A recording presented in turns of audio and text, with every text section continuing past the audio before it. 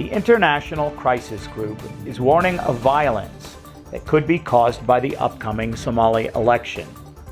The organization says that if the public sees the polling as rigged or poorly managed, this could create a major security crisis. The International Crisis Group is an independent, nonprofit NGO founded in 1995. It was formed in response to conflicts in Somalia, Rwanda, and Bosnia to prevent escalation of tensions. The crisis group sees as challenges the lack of time to organize balloting properly, tensions between the federal and state governments, clan-related conflict, the presence of Al-Shabaab, and their ability to carry out terror attacks. Their first concern is the preparations for voting. This is underlined by the 2-week delay in naming the members of the Federal Election Commission, which was supposed to happen October 20th. Regional commissions are still to be named. The second area of concern is the bad blood between the Farmajo administration and some states, particularly Jubaland and Puntland.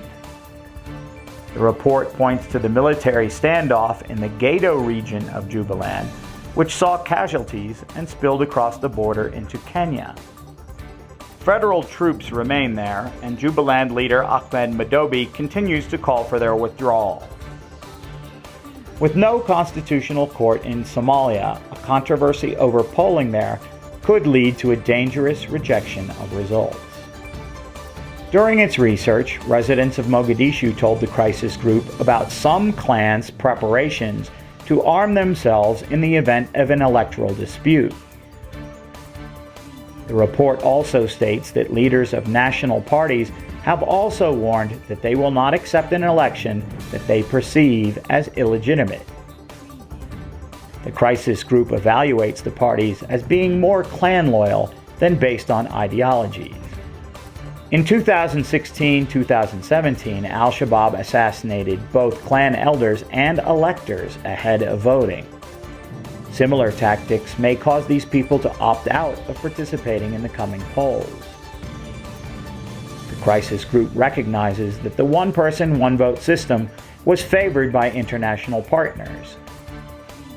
They see the latest indirect model as lacking, but improved, as delegates will go from about 14,000 to almost 28,000. The report points out several factors that could prevent dissatisfaction with polls.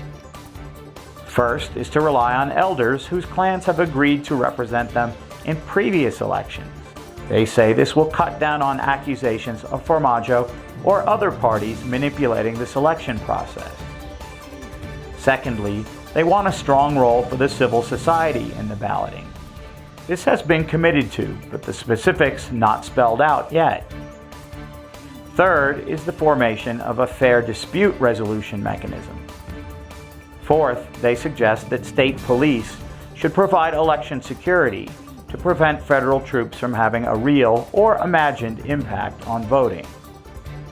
Finally, the crisis group is calling for a short, mutually agreed upon delay in the election.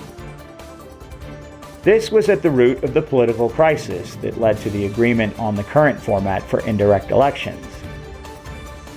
Nevertheless, the ICG suggests postponing polls for 1 to 3 months. This would allow for proper preparation, building of civil society support, and the setting up of dispute resolution mechanisms. The crisis group has floated this idea with some political leaders who suggest this could be agreed to as long as the process is moving. The report was released Tuesday. ADN TV will post updates on reactions to the report as well as progress on the Somalia elections as events progress.